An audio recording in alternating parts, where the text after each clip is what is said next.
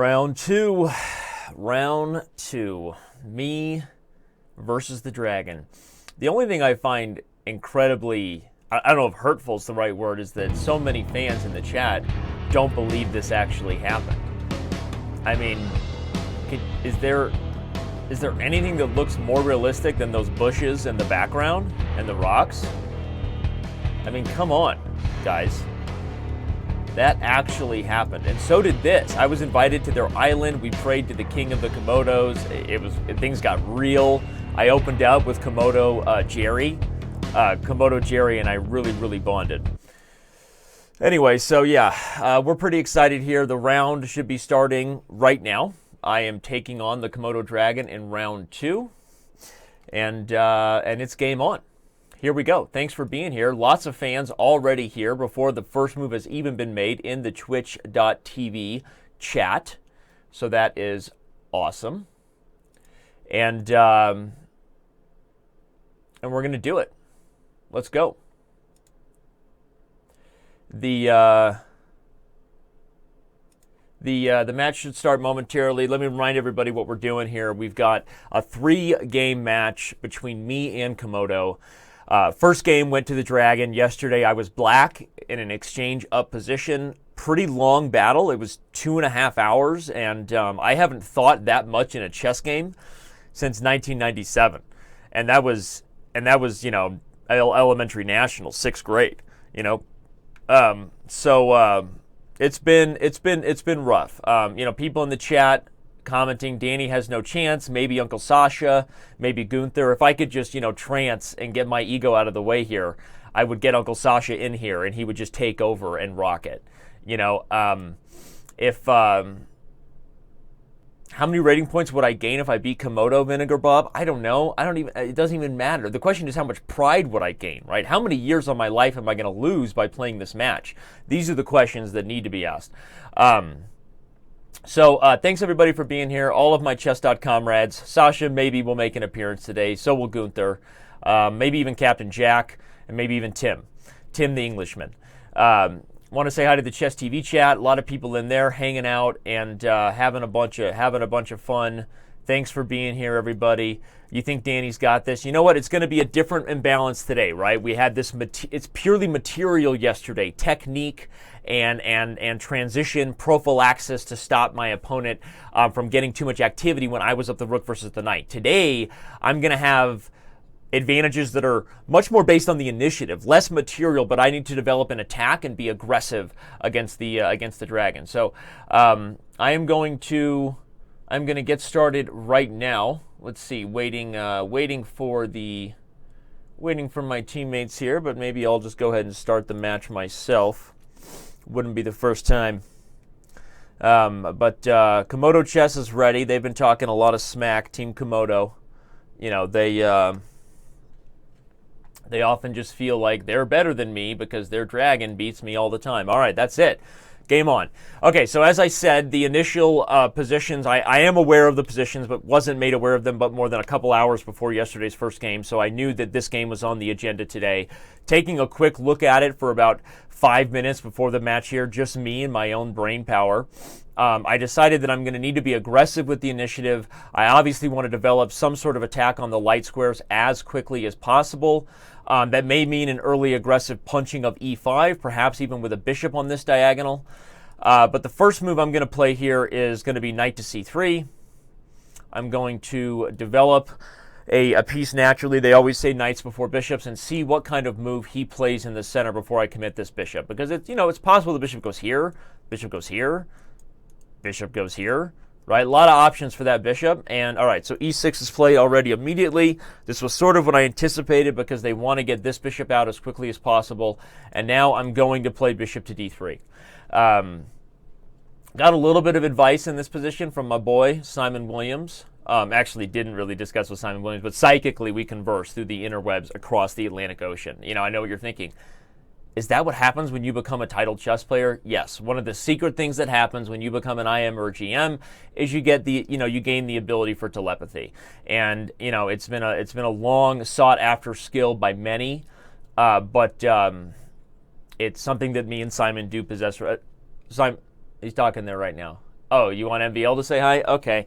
Yep. All right. Simon's just talking to me. That's what happens. There's MVL. Hey, MVL. You going to wish me luck today? You don't even care about what I'm doing, do you? Go back to your corner. Go back to your corner, Maxime. All right. So let me just say real quick hi to the chat. I know this is about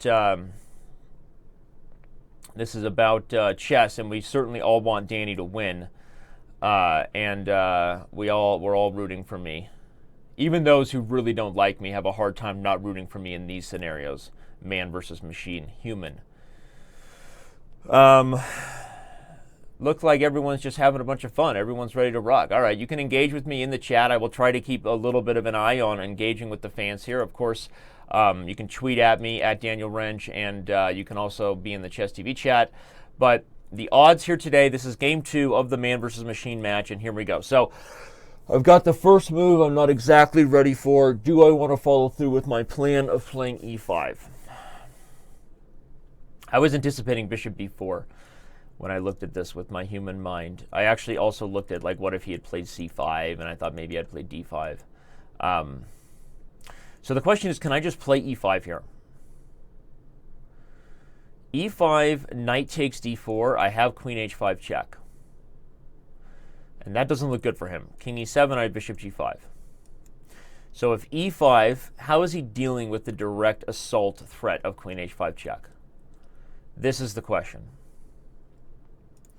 One of the things I feel like I did yesterday, in hindsight, that I sort of regretted was I feel like I was a little bit too cautious and allowed my opponent to work his way back into the game because I was playing prophylactic. I was playing prophylactically minded. Is that a thing, right? I was trying to really be patient and understand that I didn't want to blunder and get something too crazy, but I feel like I let my advantage slip. So when I took a peek at this position, I also already had the mindset that here, what is my advantage really in this position, the starting position, right?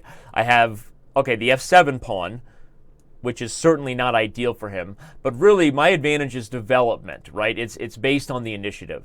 And so being aggressive is going to be key. Every move that the engine gets back in the game where I'm not trying to execute on my potential to expose the light squares is a move that I let Komodo have better chances. So that's why I was aggressive. Now, knight f3 also makes a lot of sense here. In fact, I almost feel like I should just play knight f3. Wait, I'm going to think about this. If knight f3... I'm developing. It's hard to frown upon the potential of this attack. It's not as overly aggressive. If I play e5, I'm just like literally knocking on the door. This is like, Hikaru Nakamura, back in the late 90s, queen h5 against the Sicilian, right? I mean, I'm not holding back for no man with e5. Knight f3, I doubt there's really a lot of opportunities for black to stop the light squares from becoming an issue with e5. The only question is knight f3 going to be met by a move like knight to b4? Right? Are they going to go out of their way to try to eliminate my dark square bishop? And when I say they, I'm referring to the global consciousness of all artificial intelligence that has come together to try to destroy humanity. But we've seen what happens in Terminator. Whether Skynet becomes self-aware or not, human beings always win because we write the script. That's right. All right. e5, what if e5, queen h4? If e5, queen h4, it seems just like there's no way he can go for that type of overly aggressive queen move before there's some sort of development. So I'm going to play e5. I'm going to trust my aggressive instincts and my need for speed, right? What is that one from again? I got a need for speed. Is that another Keanu Reeves movie? Brother Josh, I need some help here. What is Need for Speed? Is that Top Gun? What is Need for Speed? Having trouble with my own pop culture references here. We know winning is winning, whether by an inch or a mile, right? I tend to play chess better than most Vin Diesel fans. That's a fact. Anyway. So let's see how Komodo handles this, e5. Let's check in on the chat. How's everybody doing? Checking out the chat. Okay, it is Top Gun. Brother Josh confirmed. Brother Josh is like my Bible when it comes to pop culture references. Okay, good. So a lot of people confirming Top Gun, and everyone's happy. So Paul Morphy's happy to be here. Material Oz reminds me of the good old days. The good old days of chess. We're all here together. Check out the banner right there beneath the Chess TV player. That's right. We got Nepo versus Aronian. Mañana. It's going down. It's going to be so much fun, Nepo and Aronian. I don't know. It's going to be, I think, the most exciting match of the first round, which is impossible. Giri So already went to overtime. So probably not, but I'm so excited because I feel like I have a hard time picking a favorite. The Caruana Ho Yifan match, obviously, I think we got Fabiano as more of a favorite there, but excited to see how Yifan prepares. She was emailing with me this morning and getting some practice games. She's got an anonymous account on our site. Pretty fun. We give those to some super GMs. On Twitch, what's going on? Danny, would you rather fight 10 baby-sized Nakamuras or one Nakamura-sized baby? Oh, that is the question. Can we get a vote going in the Twitch TV chat? 10 baby-sized Nakamura. So if they're the size of a baby, but they have Nakamura's intelligence, right? So that's the difficult thing, is you got this tiny little person. What's the size of the baby? Is this pre 2 years old? Is this like 18 to 24 months, like toddler? I need some clarification on that. Fantastic question from who asked that? That was Bigfoot. Wayne Rooney, tomorrow is me and Anna Rudolph. On the 24th is me and Jen Shahadi. On the 30th, the match with MVL and Jeffrey Zhang has been moved to the 30th. It's me and Amon Hamilton, the chess broad, the beard himself. So we got me and Anna tomorrow, me and Jen Shahadi on Thursday, and then next Wednesday we've got me and Amon Hamilton. Okay, so I need to focus here. What have we got? We've got d5, but that allows queen h5 check. I feel like I have no reason not to play queen h5 check. I have zero interest in what the computer has seen that I have not seen. I am a human being first, trying to pretend to be a smart species second, right? Isn't that what we are as humans? I am a human being first, pretending to be intelligent second. So I'm going to play queen h5 check and be... Okay, we'll get it. I mean, can we... Is that already not a moral victory? Have we not won already? Larry, I accept your resignation, okay? You let your computer get the king to d7. You're welcome, world. Danny, out. I'm walking away. I'm done. See you, everybody. I retire. That's it. I got Komodo's king on d7. It's been fun. Been a great career on Chess TV. I'll see everybody later.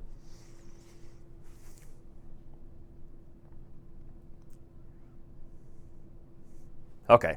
Thanks for the applause. By the way, I got my new Spider-Man wallet here. Officially, that makes me a hipster because I stole my wallet from my 8-year-old's nightstand. That makes me a hipster. Haha. All right, seriously, what's going on here? His king's on d7. How am I not... Okay, so how do I approach this position, though? Because now all of a sudden I'm second-guessing the queen's position on h5. I want to go Karyakin here and just back up that queen like he did against Caspi, right? I've served my purpose of bringing the queen out. The king has lost the right to castle. Oh, my gosh.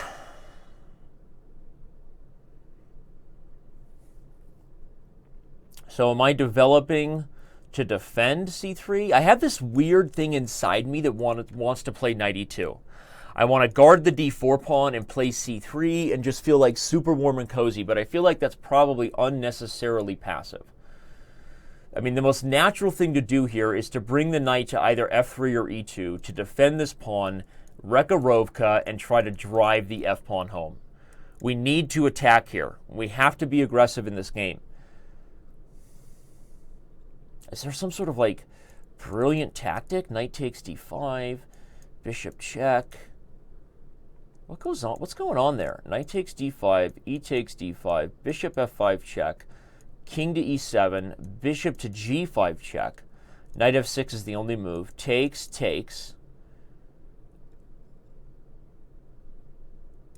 Knight takes d5 is certainly on the radar. How can it not be? Probably the biggest issue with knight takes d5 is maybe he can just ignore it and play knight takes d4, right? I don't understand what's going on here.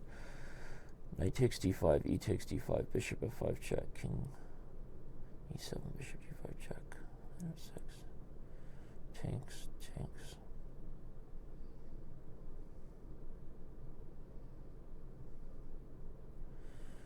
Bishop takes c8, he takes. I have to back up the bishop to e3. Knight takes d5 takes. Bishop f5 check, king e7. Bishop g5 check, knight f6. Takes, takes, bishop takes c8. If he takes g5, I'll back up the bishop, and I've got continued pressure on the light squares. If he takes c8, which I expect, I can back up the bishop to e3 and hold d4. It's interesting, right? I mean, knight takes d5 certainly seems interesting. I'm already worried about my time management. Well, then you should stop screwing around and talking to the chat, Danny. Oh, thanks, noted.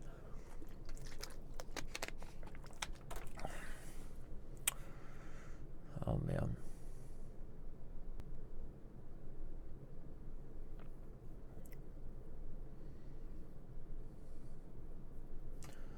The other question is whether that's necessary, right? I mean, knight f3 and knight e2 both seem perfectly reasonable to just develop.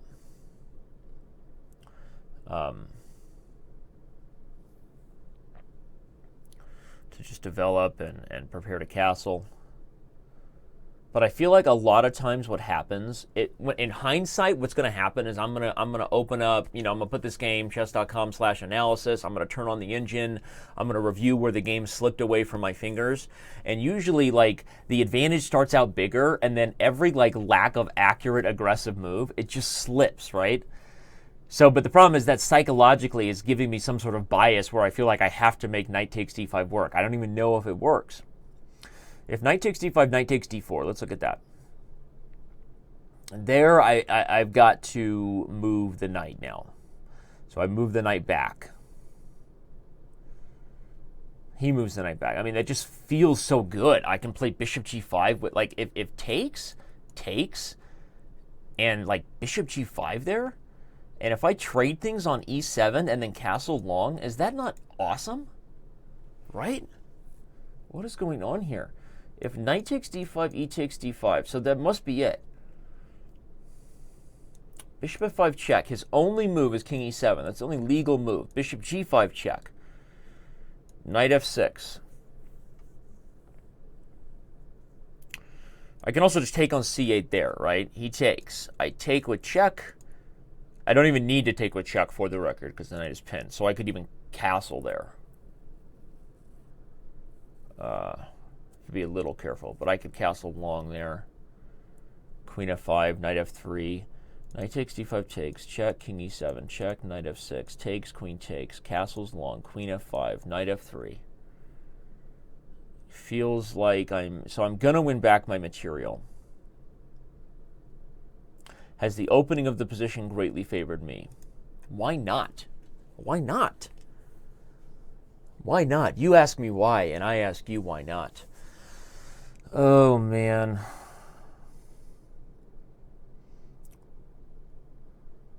Practical Chess says just play knight e2 or knight f3 if you're not sure.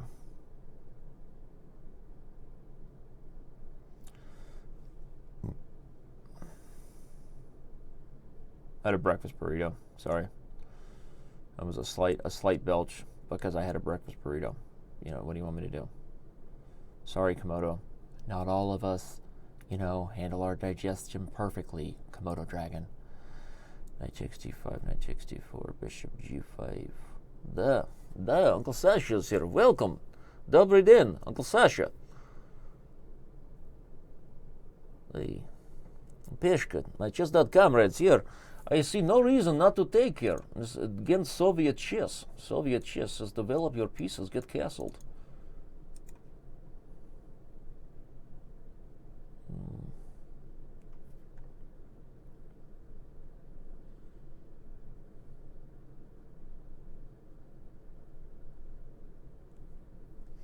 If knight takes d5 and he plays something like g6, some of the move I'm not anticipating, I can play queen h3 and pin the pawn to the king, right? So I'm not losing my knight.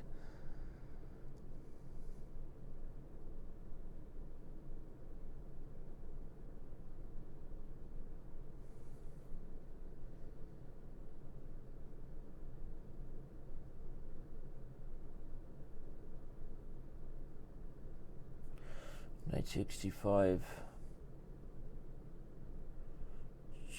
d6. Queen h3. Knight takes d4.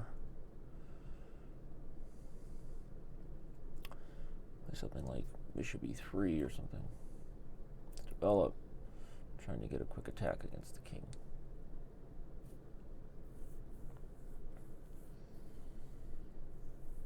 Okay, I'm going to go for it.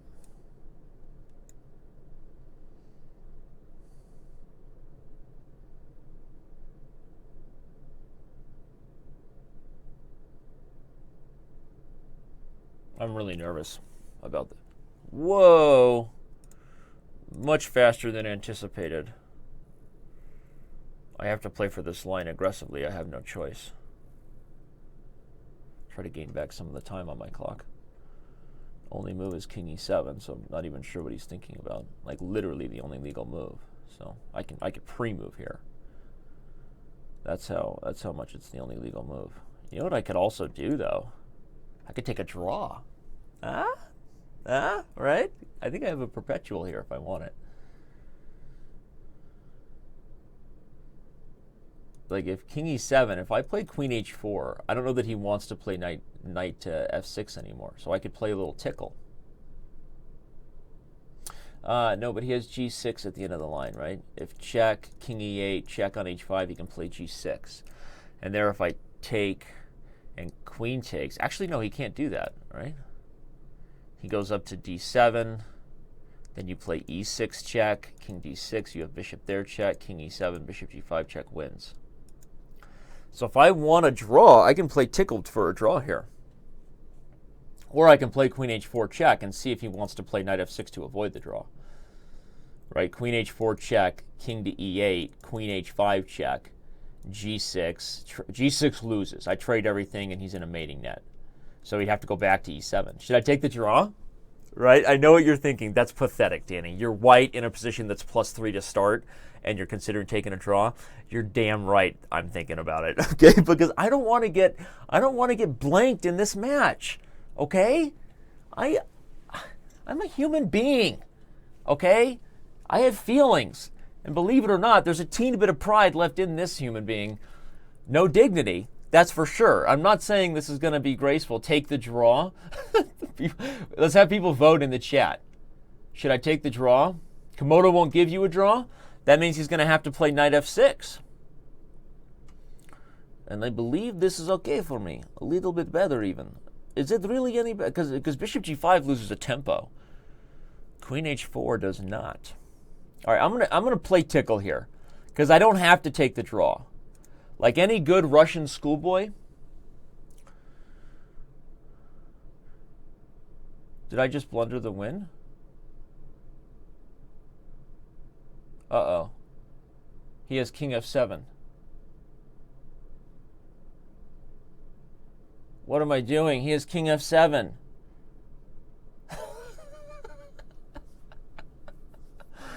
Oh my gosh, I just totally screwed up the game.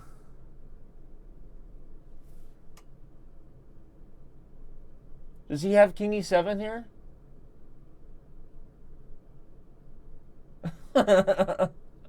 It serves me right for wanting to take the draw, right? I was like, I wasn't going to actually. I was going to play tickle. I would never take the draw for entertainment purposes.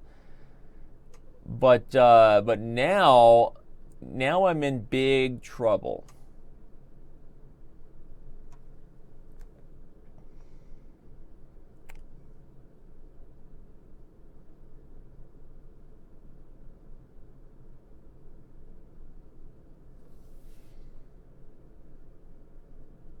That was a stupid human, exactly, as they say in chat. Stupid human. Stupid human.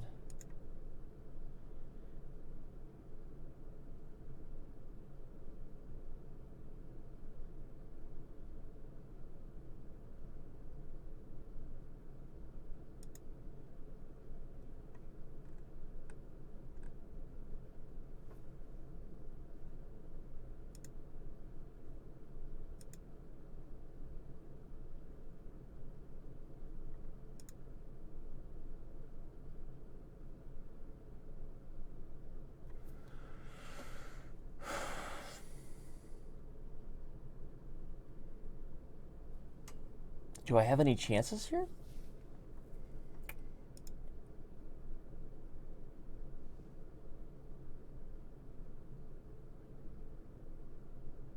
Do I have any chances here now that I've blundered queen h4 check?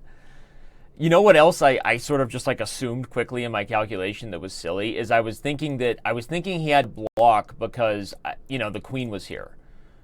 Like I thought that, like, I was quickly thinking, oh, just king e8, whatever. Like it's just like a simple like oversight, right? This position is probably not over, but it's much more close. It's much closer to just equal now, right? That's how good my position was to start. It's probably not over. Maybe it is over. Is it over?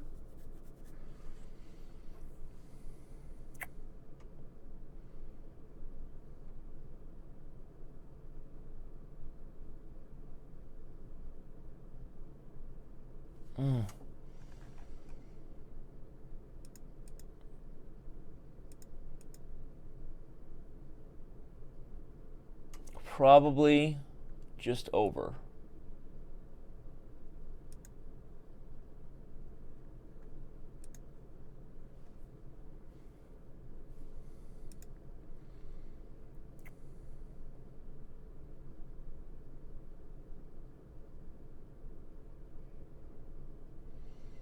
So if I had played bishop g5 check, it was going to be okay, right?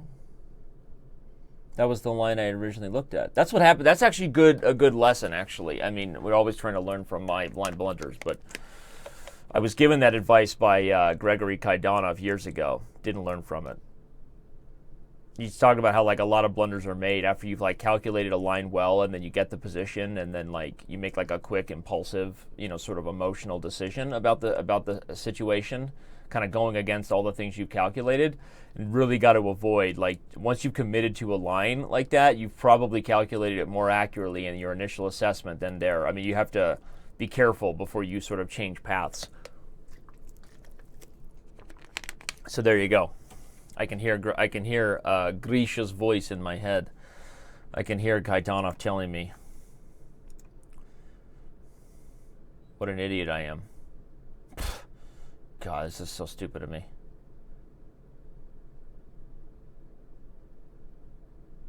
Okay, I gotta go back. Gotta go back.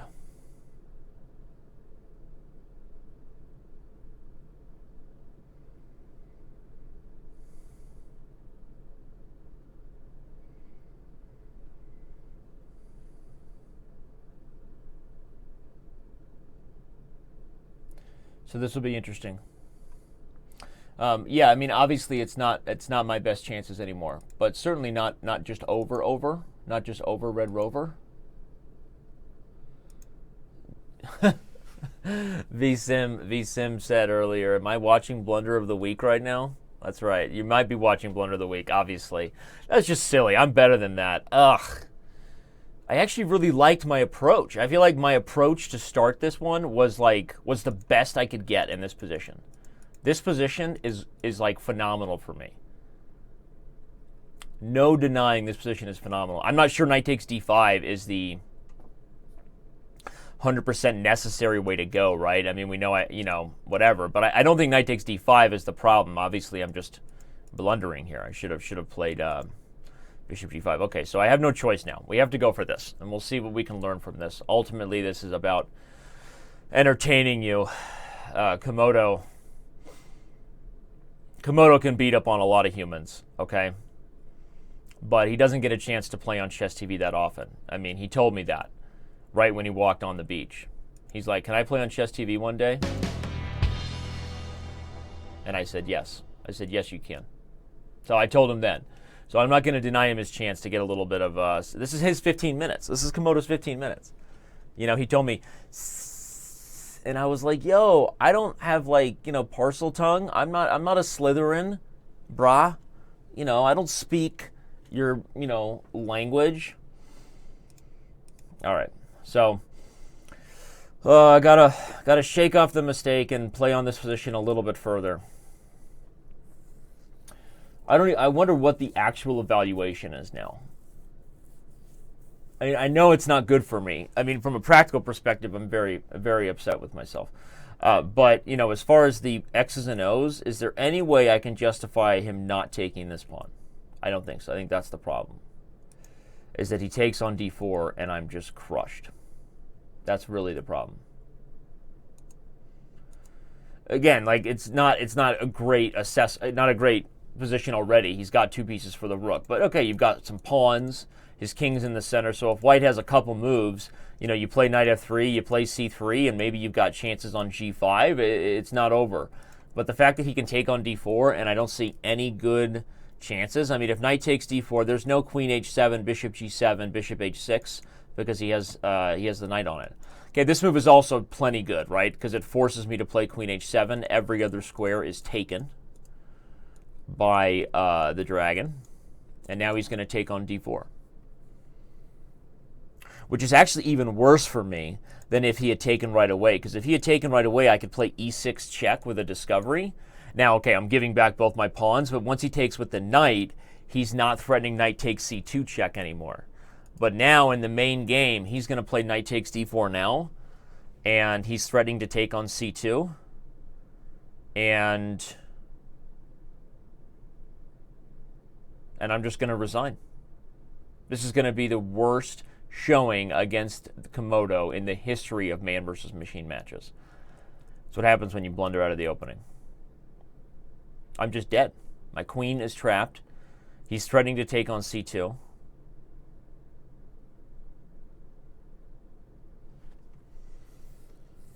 I mean, what chances do I have here?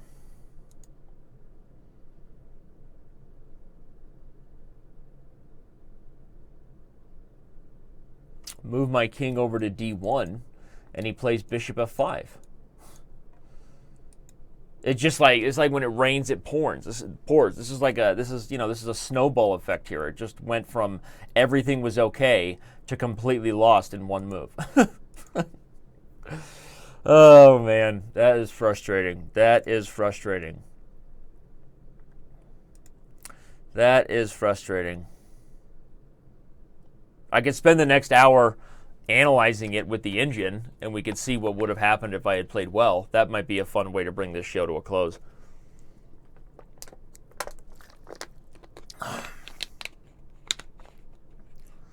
Because in all seriousness, I'm just completely lost here.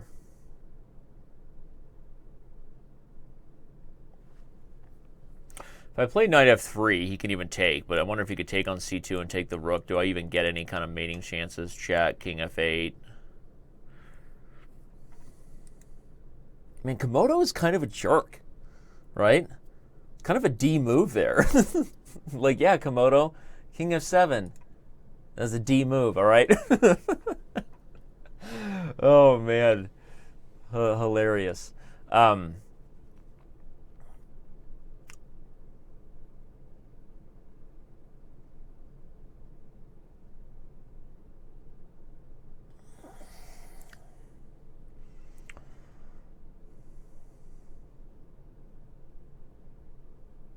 completely lost.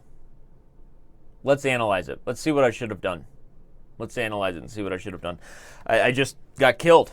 This was no match. The dragon pounced. It's over. I'll be praying for mercy in the round 3 later today at 2 p.m. Pacific time.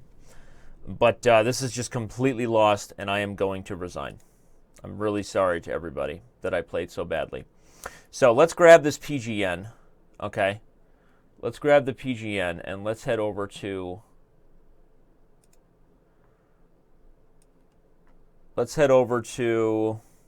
the analysis segment.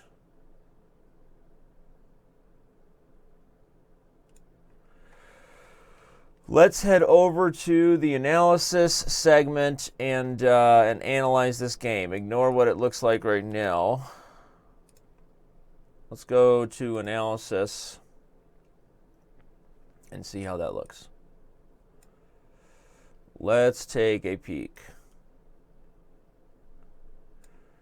All right, load the PGN. Okay, well, Stockfish isn't Komodo, right? We know that.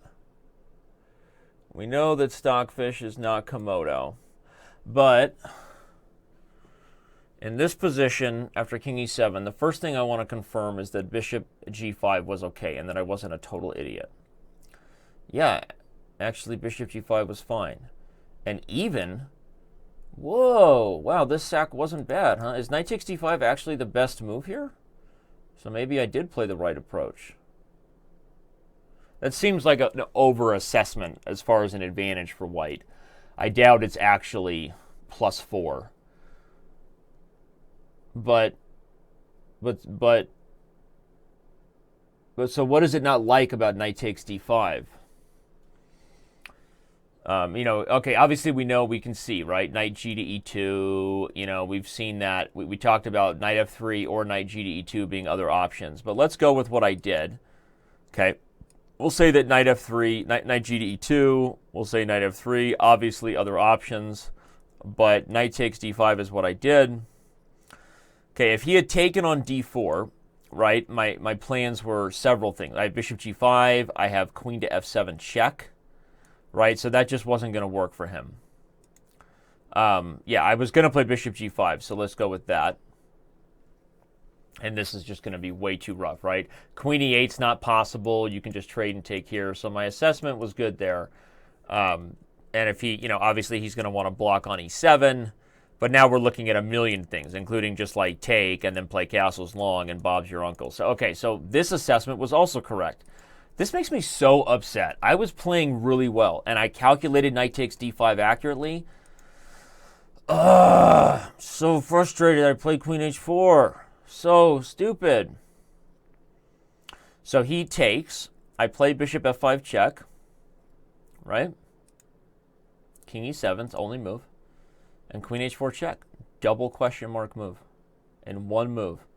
From +3 to equals. Just an absolutely horrible move. What's amazing is there's actually other interesting moves here besides bishop g5 check. I don't even know if I buy that.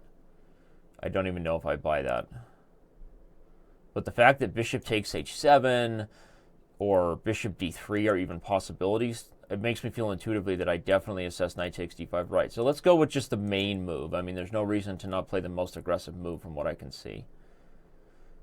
I'd really have to have, like, bishop takes h7 prepared ahead of time to want to do that.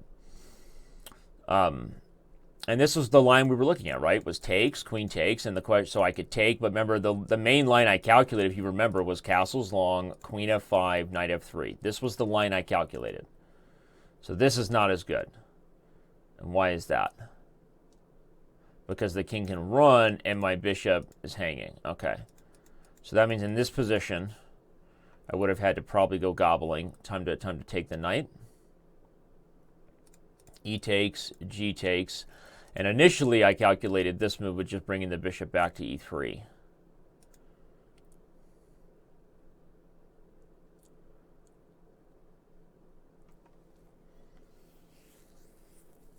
What's funny is even though Stockfish thinks like this is a little better for black in the initial position, I feel like this is easier to play for me. And still obviously much better for white. Bishop h4 is interesting, we can see, because probably knight takes d4 is just like not ideal because d5 is hanging in some positions. Maybe I can castle long and then d5 is a problem, right? Something like takes. I think probably castles long is the move. Oh, queen e5 check is a move. Yeah, that's game over, Red Rover. Okay, so that would be awesome. Okay. So let's say we get this position again.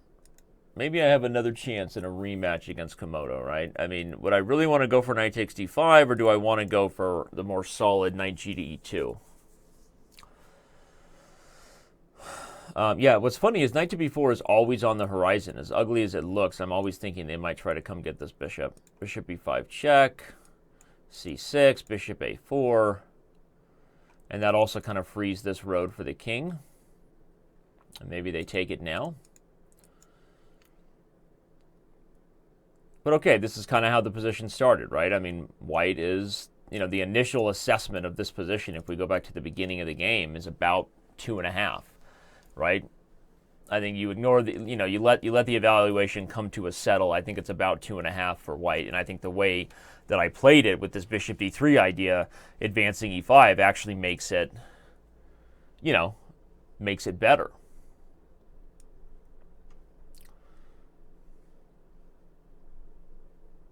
So yeah, interesting stuff.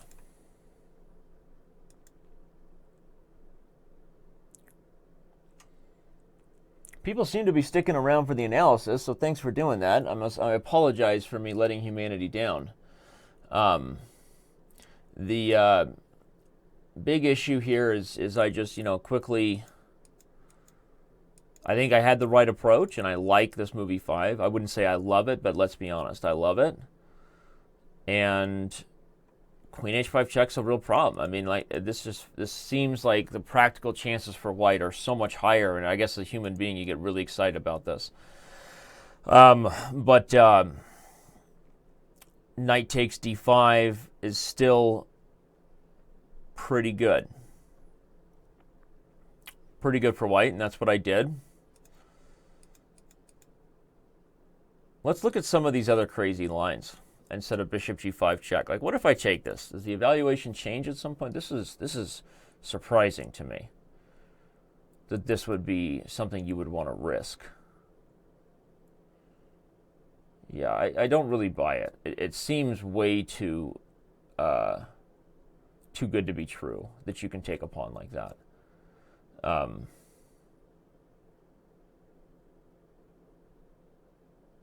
Yeah, even just takes it.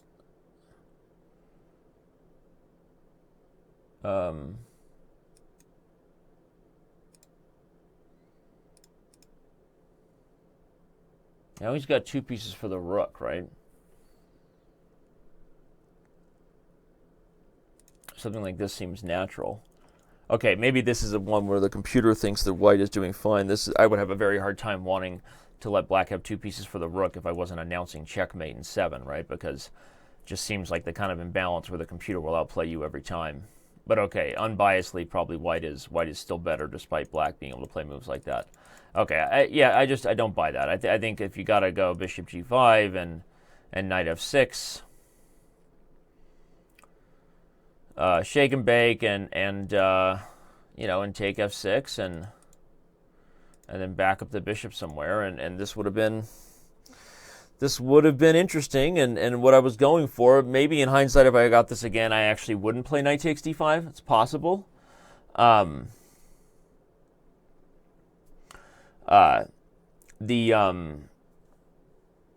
might play knight ge2 anyway, kind of sit on the position with black having lost its right to castle. And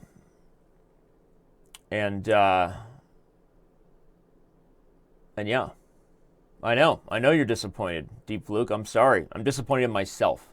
Okay.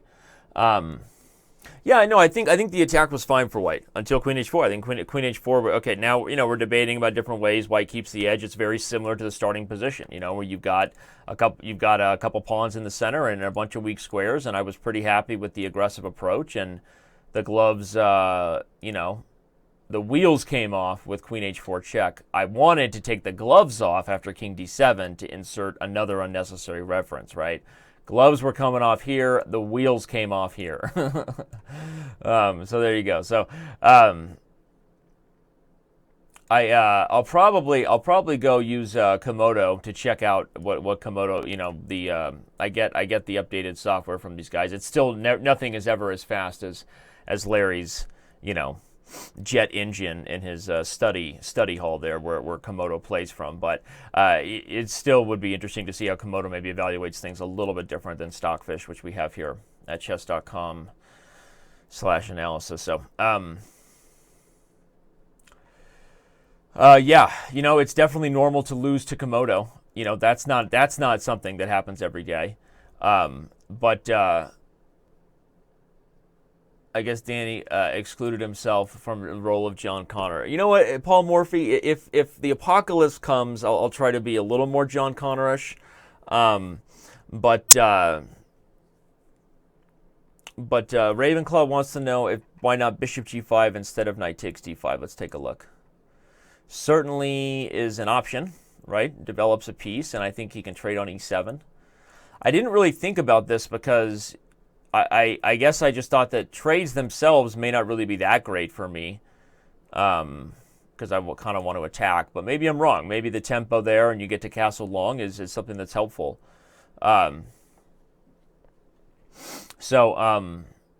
If bishop g5, Stockfish seems to think queen e8's an idea.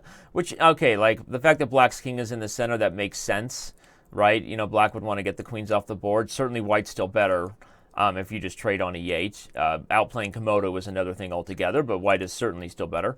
Queen h3, interesting. So there's no knight takes d4, I guess, because again, knight takes d5 is probably a real problem, yeah, because you don't really want this d-file to open up. Okay, so that's noted. Yeah, so bishop g5 is possible, Ravenclaw. I see no issue with it.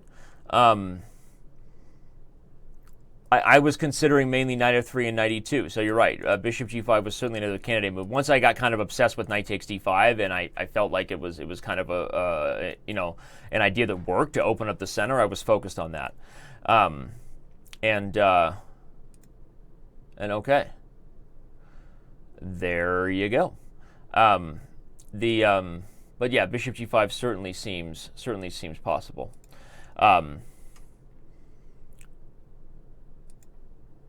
I don't really know who's stronger between Komodo and Stockfish. I personally tend to think Komodo is stronger. Maybe I'm, obviously in the TCEC championship a year, maybe I'm thinking of the championship from a couple of years ago, Komodo did win. And, I tend to feel that Komodo evaluates, longer term things at a slightly higher level, which is why I was able to outplay Stockfish. I don't really know. I don't know. I mean, obviously that's why we have these computer chess championships. We know we're going to have the computer chess championship on Chess.com, right? Pretty soon. So that's going to be fun. And you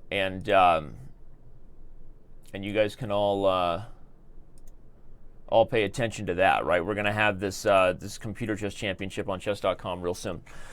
So yeah, the game is over. We're gonna call it a day there for now. And as I mess with the screen, doesn't really matter. Just wanted to say goodbye one more time on camera. I am gonna be back at 2 p.m. with a much better fight in store. No blunders before move 10. That's my new motto. And thanks everybody for being here. Sorry for that kind of humiliating loss there, and it's frustrating to make a blunder because, oh man. But it happens, and lesson learned, I think. Yeah, I mean, we talked about the Kaidanov lesson, right? Not changing your approach mid-line when you've done a good job, even if the position isn't correctly in front of you. You're evaluating it in your head. Especially for a strong player. Like, I can visualize the board. There's no reason why I should distrust my analysis. So not to say you don't ever change lines, but doing so kind of quickly without investing the same amount of effort that you just put into the line before knight takes d5 is just ill-advised. And it's just a bad chess, and it's a psychological blunder. And, despite as embarrassing as it seems, it's really useful for everybody here in chat. I mean, obviously strong players do it, and it was a piece of advice that Kaidanov gave me, just from like a perspective of calculating at a higher level, avoiding those sort of, quick shifts in direction when in a practical sense, you're much more likely to blunder than you are to be finding a brilliant improvement upon a line that you calculated pretty well. So, all right. That's my insight, that's my thoughts, that's my story, and I'm sticking to it. Thanks, everybody, for being here. A quick victory for Komodo, a miniature, if you will. We're going to sign off there and let you listen to a little bit of the tunes as Komodo brings the heat against me. And we will see you at 2 p.m. today for round 3.